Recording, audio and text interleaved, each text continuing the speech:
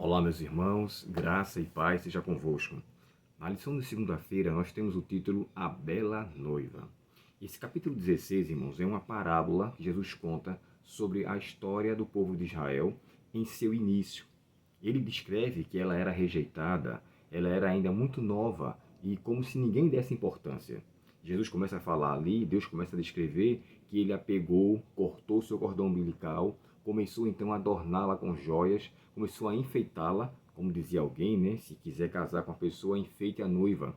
E então, diante dessa situação, Deus fez com que ela se tornasse totalmente diferenciada.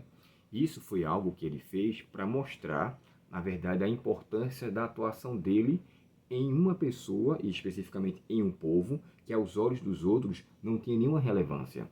Irmãos, quando a gente acompanha a história do povo de Israel, a gente nota que Deus deu ao povo uma proeminência muito gigantesca. Lembra da cura de Ezequiel?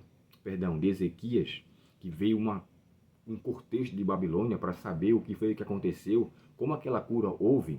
Então, ali, Deus estava mostrando ao povo de Israel, todos os reinos ao redor, que ele, na verdade, a atuação dele fazia grande diferença.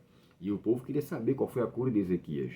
Posteriormente, vocês também lembram daquela situação quando Salomão ali se tornou rei de Israel e ele teve uma sabedoria brilhante. O próprio Davi também, em seu período, grandes batalhas que ele concedeu, que ele teve vitória, isso porque Deus estava com o povo. E no caso de Salomão, Salomão teve uma sabedoria estupenda, o homem mais sábio que já existiu.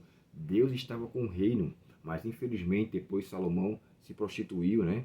Ele acabou aceitando negociações. Aí veio então o seu filho Roboão, que acabou causando ainda outra ruptura dentro do povo de Israel. E a pompa no período do reinado de Salomão era tão grande que a rainha de Sabá, irmãos, para chegar até ele, viajou entre 1.500 a 2.000 quilômetros de distância para conhecer sobre a sabedoria de Salomão. Isso porque Deus era com ele. Então, assim, Deus fez o povo se sentir importante. Ele chega a descrever que ele adornou aquela noiva, preparou-a para um casamento. Quando ele chega a descrever assim, quando você já estava ficando maior, então agora estava a ponto de poder se casar. Anteriormente a isso, Deus cuidou de tudo. Essa parábola do capítulo 16, ela é fantástica. Essa pergunta que tem aqui, ó, leia Ezequiel 16, 4 a 14, o que a história dessa noiva nos ensina sobre as intenções de Deus. Mesmo naquela condição desprezível, Deus teve por ela como que algo preciosa, cuidou, teve zelo e resgatou. E ele fez o bem, isso por quê? Porque ele o ama muito. Então, nessa parábola aqui, nós encontramos a bela noiva, o que causou a noiva se tornar bela. Tudo isso foi um adorno do esposo, do noivo. Ele foi que preparou toda aquela situação, porque ela por si só não tinha essa beleza. Foi Deus que deu ao povo de Israel, irmãos, grandes vitórias. Olha o que aconteceu com o povo de Israel em relação ao Egito. Olha a luta contra o povo de Jericó.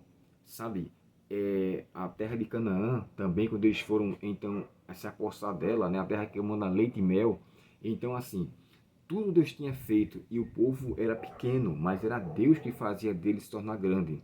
A mesma coisa é conosco também. Nós somos desprezíveis, insignificantes aos olhos do mundo, mas somos preciosos aos olhos de Deus. Que essa bela parábola nos sirva de mensagem, nos sirva de lição. Por mais que sejamos sujos, estamos envolvidos em algo desprezível, Deus ainda assim nos ama, cuida, zela e se importa com o nosso bem-estar e quer nos conceder uma situação e uma vida totalmente diferente.